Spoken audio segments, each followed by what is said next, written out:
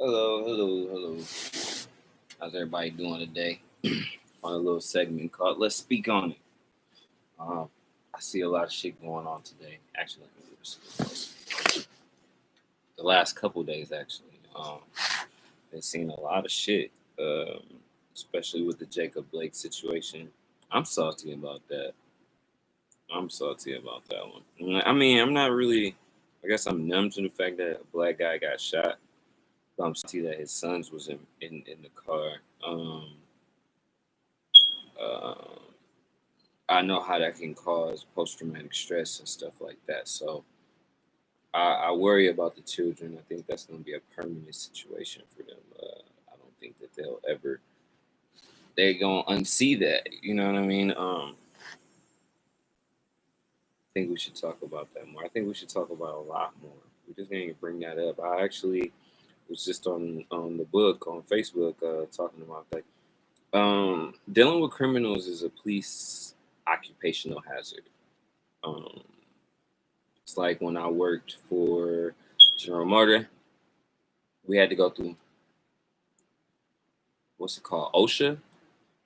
I think they call it MyOSHA for Michigan OSHA program or whatever like that. But still, we knew every chemical that was inside that plant, what chemicals we couldn't bring in that plant, and we knew that if a chemical were to get on us, that's our occupational hazard. That's why they put us on it. They told us what was there. They told us how to get rid of it. So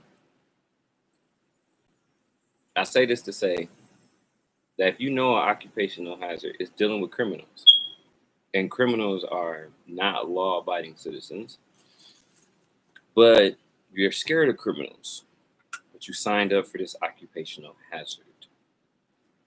I do not understand it. It is beyond me. I worked for FedEx in San Antonio, Texas. Well, it's not really San Antonio. It's right out. It's on the outskirts of San Antonio. Anyway, worked at the building. Worked there. They wouldn't even let us bring our cell phones in to the building, but they allowed somebody to ship a bomb. There was two bombs on the premises. One went off maybe, I want to say 40, 45 yards away from me. Um, I'm blessed. You can ask questions. I mean, I literally was in that bombing. I don't need no clout for that shit. I don't even need pity for that. Uh, I was interrogated or questioned by the FBI, the ATF, all sorts of initials you want to put in there to help find this guy. Me personally, I didn't have much information. I was new to Texas. Um, I didn't know how far Killeen was. I didn't know how far any of that shit was. I didn't know that it was so close. Um, I knew Austin was close, but I didn't know that there had been any previous bombings in Austin until I started learning the area. But anyway, I worked that route. The bomb went off, but after I found out that wasn't on my application, I quit. It was not. That wasn't a part of my job. That wasn't a part of what I signed up for. I signed up to move packages, scan boxes, and make sure that people knew that their boxes was going to be on the way or be there shortly. I did not come there to defuse bombs, test bombs, be a bomb responder. None of that shit. I mean, I came out of the back of that semi truck and I seen the girl's ears bleeding. She, mind you, I said I was 40, 45 yards away. Not even that, man. Not even that, man. I want to say 30 yards. I'm pushing it out further so you don't think like, well, how didn't you get affected? Well, the bomb was mostly made of shrapnel nails, and I was in a semi truck that had upper and a lower part, and the conveyor belt. I'm not really supposed to be. I guess I'm not supposed to be putting out all the information on how they do things, but the conveyor belt brings the packages down from my route. I grab them off of the conveyor belt, put them into the truck. Now, when you get an empty truck, the bottom is empty. So you want to fill the bottom up and then, put the floor down and then fill the top part up. So I was in the bottom when the bomb came off, and that's when the shrapnel hit. I'm telling you, man, all I heard was boom, and then like I was confused. I know if maybe a high-low truck had hit a wall or something because accidents happen. Um, but once I started hearing ping, ping, ping, ping, ping, ping, it sounded like somebody was on the outside of the semi truck shooting. And now I've heard bullets, ricochet and stuff like that. So immediately I'm ducking. And like I told you, I'm filling up the bottom of the truck. So I'm ducking, like I'm literally crouching down, and I'm 6'1". So I'm crouching down and trying not to be trying not to get shot. And uh, everybody was confused. Nobody knew what it was at the first point. So then once the tings and all the ricochet and all the, well, not ricochet, it was shrapnel. The bomb was filled up with nails. Um, where it blew up the platform. So all those metal rails and the concrete, all that shit went everywhere too. So that's what I was hearing. It was hitting the inside of the truck. I did get nicked by a nail or concrete or something on my forearm. And the EMTs or whatever, they checked me out and that was good. But I go back to say that I went through that experience. And once I found out that when I filled out the application, boom, boom, boom, boom, boom, and I looked at my job description, boom, boom, boom, boom, boom, I realized that it wasn't for me, and I wasn't. One, I probably could have sued, but I'm not that type of person.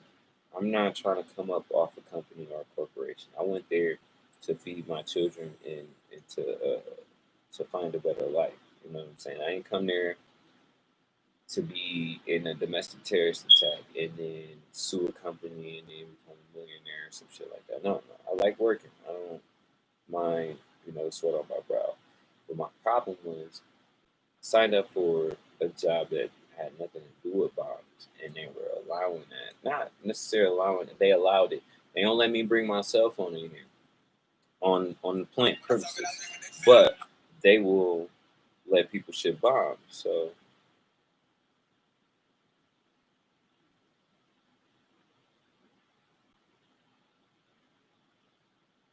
but um sorry about that. So I quit. I didn't take the opportunity of being able to sue somebody or I mean, none of that. None of that at all.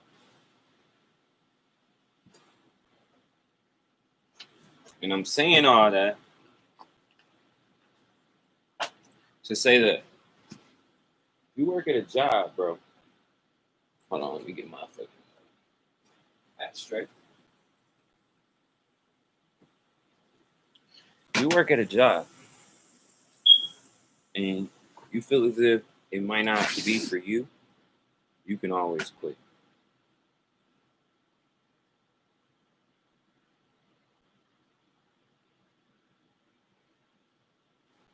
So back to Jacob. These police officers said that they were scared that he might be going for a walk from his car. Um, that's what criminals do, but he wasn't a criminal. He was protecting his family and his kids. And I can understand that because after that bombing, a few days later after the bombing, this was in March, I believe, but a few days later, I talked to my son, my youngest, my oldest too, but my youngest asked me, and he was in Michigan. He was asking me, Dad, what happened? And I had to explain to him, man, because I told him I left for work. And I was trying to explain to him. He was like, "So you almost died?" And I was like, "Yeah, son." He was like, "But you're supposed to be at work." And because it didn't make sense to at this time he was what 3 or 4 years old. It didn't make sense to him that I was like, yeah, well, a bomb went off, boom. He understand explosions. He liked to, explode in movies and shit like that. So I got to thinking, if I went off to work and I died, the only reason why I'm going to work is to feed them and provide for them. And I died and I can't provide for them no more. And the only reason I was going to work was to provide for them. This job is obsolete. This job is not actually helping me. Because if I die at this job, I can no longer do what I plan on doing. And I say this not to threaten anybody, but Jacob Blake was protecting his kids because there were grown ass men out there supposedly trying to separate a fight, and they had to use guns. I got a few sisters, and my sisters is known around here, catty, and will scrap like a motherfucker. And I'm skinny, I ain't built, but I can separate two women from fighting. I can separate two men from fighting without a gun. And that's just me. If I had some backup, definitely wouldn't need a gun. We could probably use our words. We get them separated. We got reason, logic, understanding the situation. That's how you de-escalate. Ask questions. Get them down to a normal tone. That's de-escalation. But that's not what happened.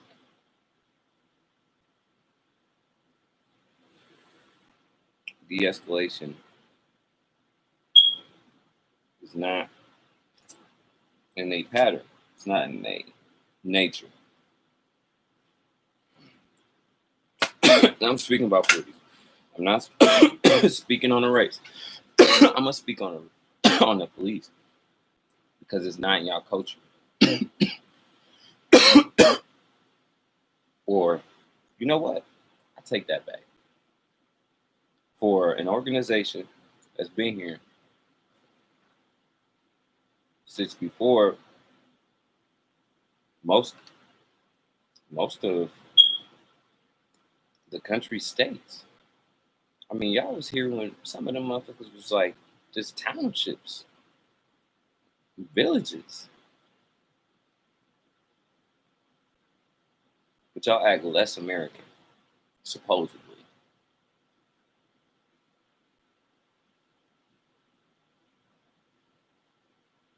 I got a question. I know the U.S. military reflects America's standards, America's beliefs, America's wishes. Whether I agree with it or not, they do. I gotta ask you a question. Does the police, do police uphold the standard of Americans' wishes? Is this America's wishes? To shoot a black man in front of his kids? Y'all doing buck breaking. But the thing about it is,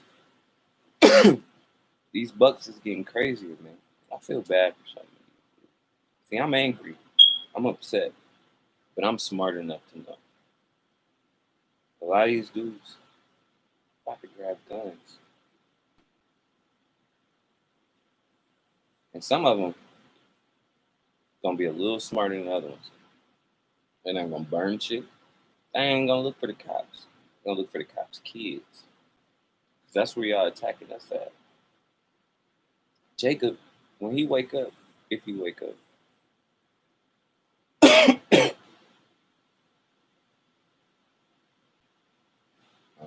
hold on.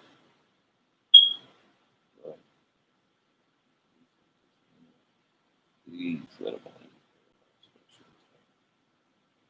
We need him to go fishing with his kids. We need him to walk his kids. I don't know if you got daughters, but you might need to walk them down the aisle. I'm sure he enjoy walking them in school and picking them up. Please pick this man up. All right. Sorry, because I misspoke. But when he wakes up, He's gonna be worried about his kids. He's gonna be like, what happened? He's gonna be looking around for the people that he was with before he was struck down. Because he was doing that to protect his children. And once his children find out that he paralyzed because they wanted to protect him, or them, I'm sorry, because he wanted to protect them,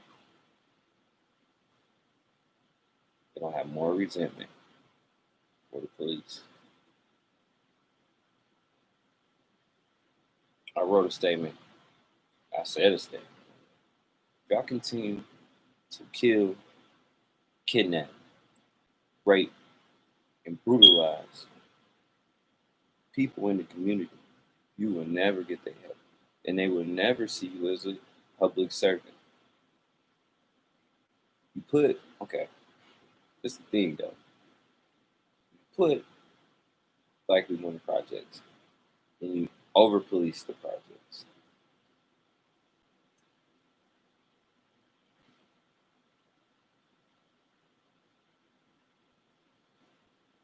You put a certain group of people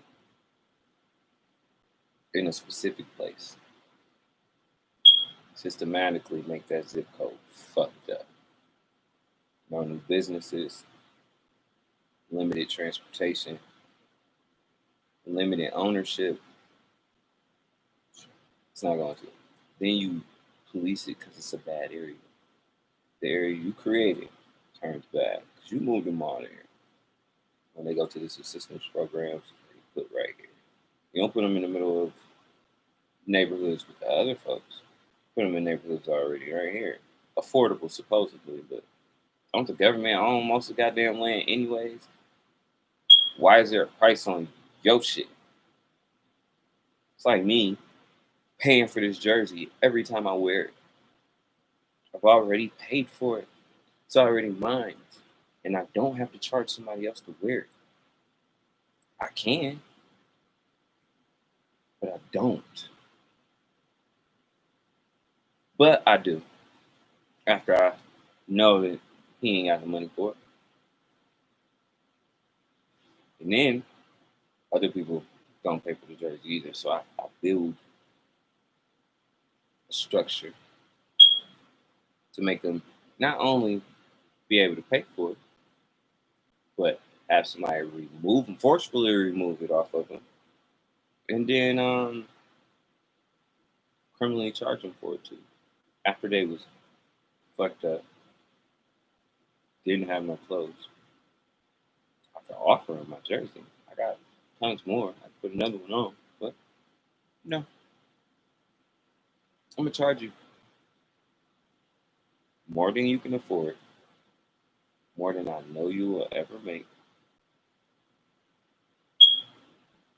Then I'm gonna come up with this thing called debt and credit, and the system's so silly. Um, I digress. It's just systematically going against us nowadays, and I want to speak about it because I believe some people don't see this as thing. But some of these motherfuckers, I'm not even blaming it on the others because they over here. I'm not right-handed, so this is always others. This is always gonna be me and my family, my kin, and everybody I care for. Just everybody melanated. Oh yeah, hear me again.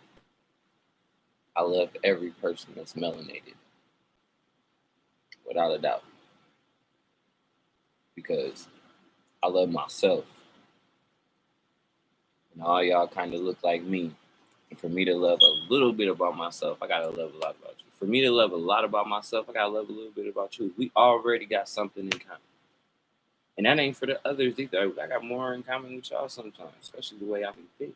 But I just want to say I love all melanated people. I don't want to make it sound bad. But y'all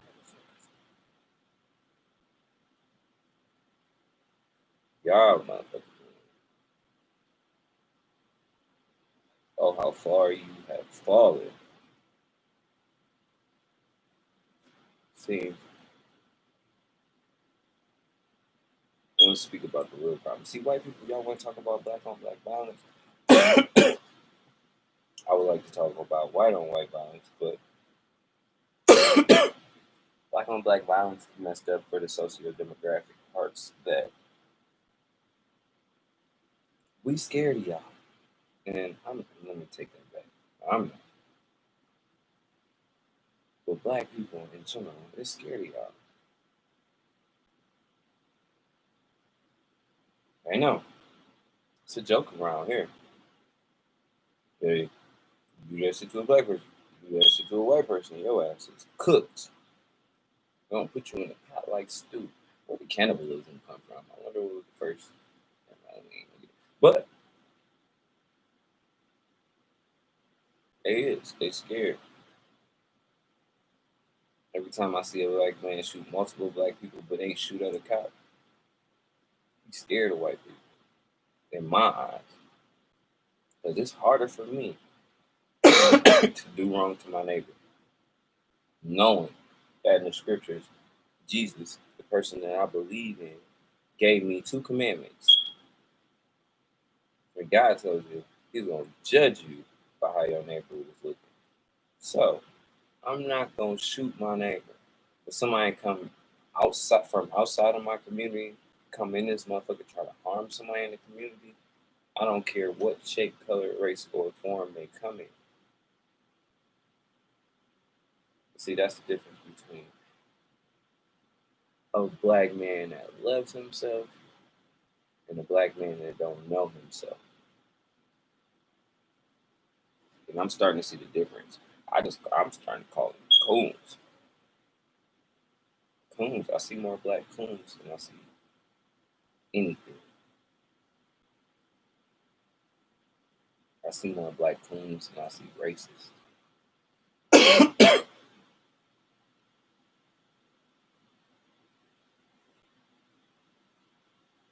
I see more black coons than I see racists. That's fucking sad.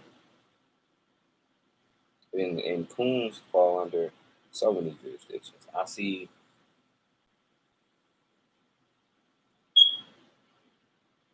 I guess I should describe coonery. Okay, a lightweight coonery for everybody to understand coonery is this dumb shit. Black people will call it niggerish shit, nigga shit. But it's this dumb shit. It's like when you go to McDonald's, I don't eat McDonald's, gross. But when you go to McDonald's, they got them people that order like 3 Big Macs. And then they order the Diet Coke, even though Diet. Anyway, and they order a Diet Coke, like redundant, kind of, right? It's like you order a slab of ribs, a whole slab, and then you get a salad. Redundant, right? Like you put all that nasty ass pork in your body. Grody. But anyway, coonery is like coonery at its peak is black people voting Democrat. When we say that's hilarious, like when you go to the history of Democrats. And this is why I think people should know thyself more, because then you'll know more about your history. But I think that's coonery. Especially when the Republicans were the ones that started off fucking with y'all. I think that's coonery. I think it's coonery when you support the system. I think it's coonery when you ask the government for assistance, but then you say the man.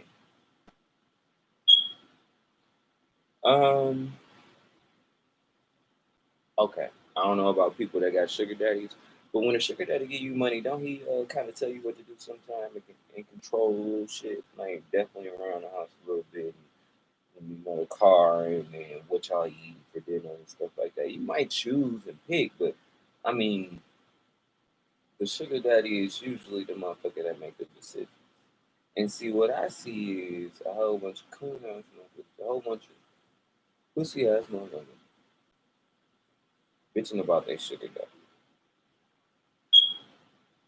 Make it make sense.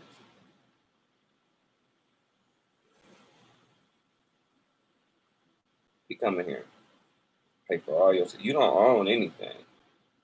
You complaining to him, and you want him to give you shit. That's like your girlfriend right now. She nagging you. She want money for her nails.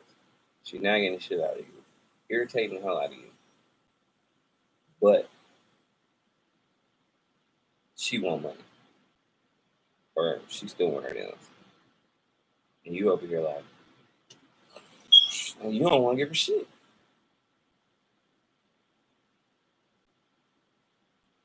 So I think these coons need to become self-reliant,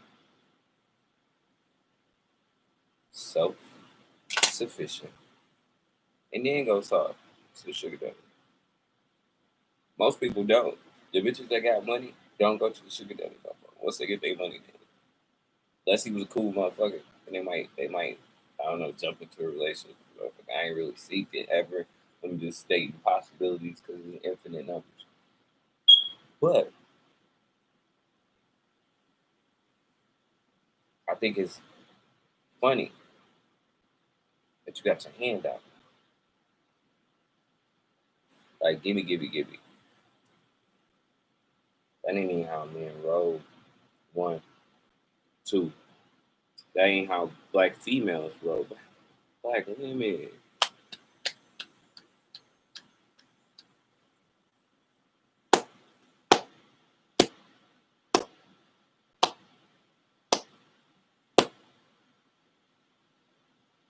Black women.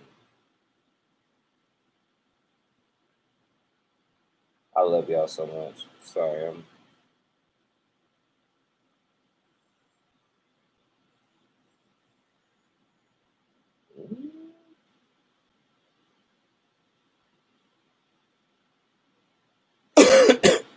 Okay, so black women, I want to give you a shout out. I love y'all. I appreciate y'all. One reason why I say that is because the system has broken itself down to the point where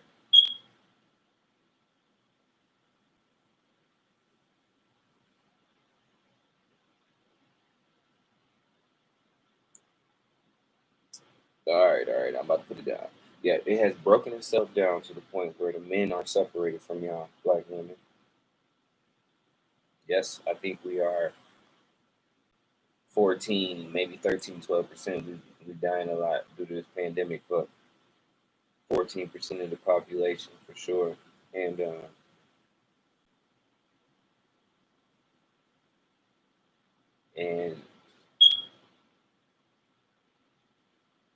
just that percentage, with just that percentage, 14% of us being on this on this continent, 42% of us men are behind bars of the percentage in prisons.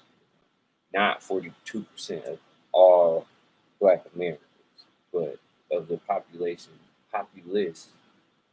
in the American prison industries. Last I checked, 42%. I haven't been checking lately. I know they've been doing a lot of releases and moving around and shit. The last time I checked, it was at 42%. So when they say that black people coming up with umpteen $1 trillion a year in contributing to America's GDP, that should be.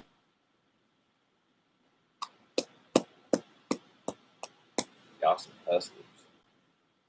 Y'all some motherfucking grinders. Y'all got something else from slavery. Y'all, especially when y'all got maternal instincts. Once y'all have a kid, y'all different. Talking about mentality just that quick. Priorities just that quick. But just want to thank y'all because y'all gonna be the reason why we so and why we seem so powerful. They can line up all the black men that they need the black women to produce. They need y'all to get to work. That's why they got so many programs for y'all. And I'm not saying it like y'all got it easier because we know the black woman in America is the most disrespected, the least spoken of for. And I apologize for that, but that's why I'm on here speaking for y'all now. And I'm giving y'all praise. Black women, y'all do y'all thing, and I appreciate y'all. Y'all grind, y'all nurses, y'all teachers, y'all doctors, y'all construction workers, y'all police officers too, detectives, investigators, agents, all that shit. But I gotta realize y'all power because they putting y'all under us, and we in the prisons already on our 13th Amendment was fucking slaves, and y'all under us. I had to tell my cousin the other day. I said, "Yo, when a brother stand up, another brother stand up. If a brother stand up, his sister will come outside and stand up with him. Brothers gotta stand up. Sisters damn they're already showing us they strong enough, especially financially. That's why everybody it's a big ass joke about their taxes and shit like that and all that shit, but real shit is because they getting money and you not. And I'm somebody sitting here ain't never took no tax money from a female. I'm whole 29 years old. And you can check my track record. Ask him if I ever asked him for some tax money. Guarantee you. Ask them if they ever gave me tax money.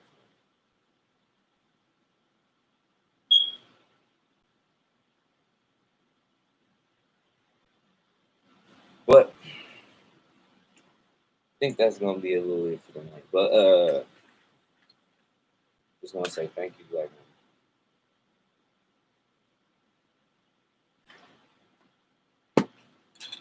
But we gotta put your money behind stuff. It can't just be Fashion Nova. It can't just be Burger King and McDonald's. We gotta put your money behind stuff. I see a lot of women, they opening up businesses. They getting on their shit. They opening up nail salons. They getting on their shit. Exactly. Now we need these men. We need the fellas, brothers, melanated men. Y'all are the original man. Y'all have the potential to be the original man. Some of y'all got the same bloodline as Jesus, and y'all don't even fucking know. Y'all won't even fucking know it. Y'all don't want to know that. I told my girl this morning. I said it's like the black community got amnesia. And you telling them they got amnesia, but they want to come up with another fake life.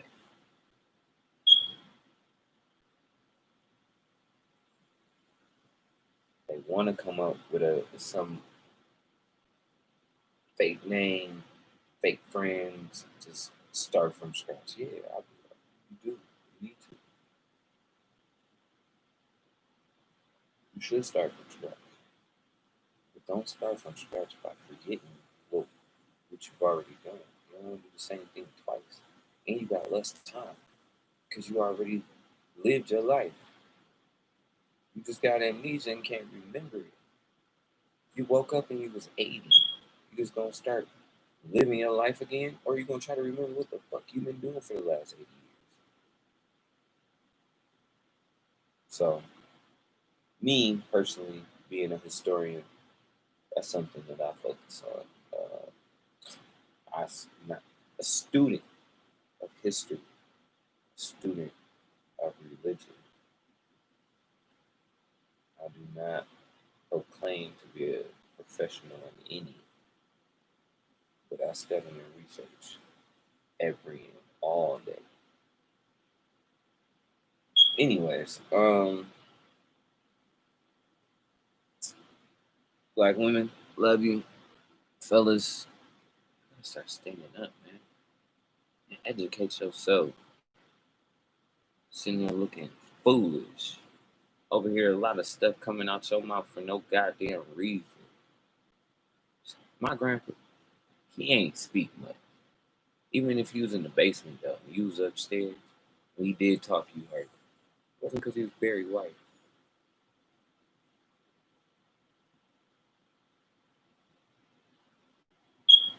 He wasn't Barry White. It was just you listening. Bye.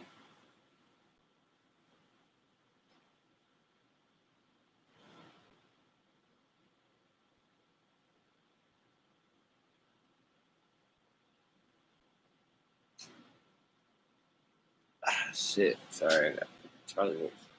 Need to drink more water. That's when I'm down this bitch.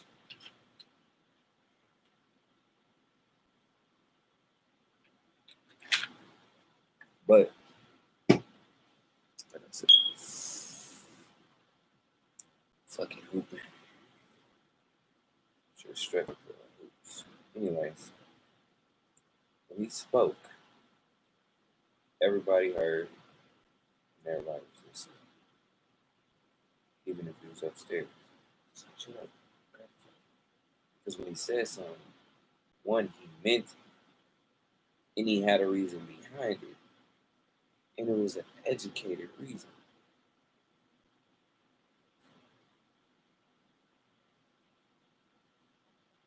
Social media makes people talk more and actually have a reason less.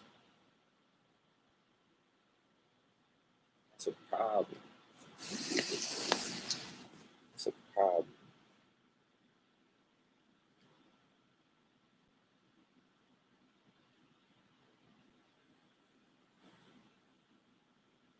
Say something. It should mean something. Or you should be able to mean something. Ain't nothing I'm saying. I'm gonna apologize, folks. Besides my statistic numbers being a little off. That's the only thing. And that's just because I ain't updated myself on the numbers because the numbers the numbers are already upsetting enough. When some people get upset like that, they start thinking negative, grab guns, shoot some shit, even the odds a little bit.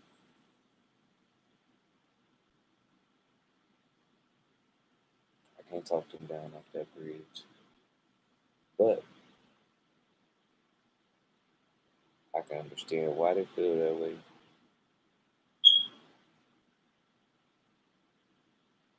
But I can understand exactly why you shouldn't do that too.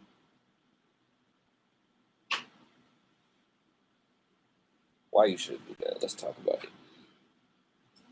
Because unless let's speak on that, unless you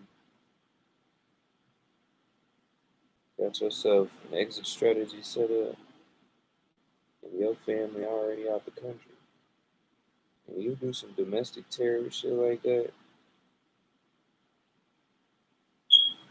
like Grandmaster Jay said, you will be exterminated from America. You and your family are fucking around and end up in Guantanamo Bay or something. Even worse, that shit got terrible right now due to COVID-19. We can't attack like that. That's not that's not our angle. That's not the way we can go. That's not the best route we should go, I should say. Let's think logically. If America isn't the number one, it's the number two greatest armies in the world. And right now, we don't have the smartest, and not the second smartest, not the third smartest, not the fourth smartest, not the fifth smartest. We don't have the smartest president in the world right now. And to show an act of aggression like that, where what was it last year, a couple years ago, where he was threatening to blow up fucking major religious statues and shit. Like my man's my man's will cut low, bro. Y'all want to play with him right now? I mean, at, as the temperature stands right now.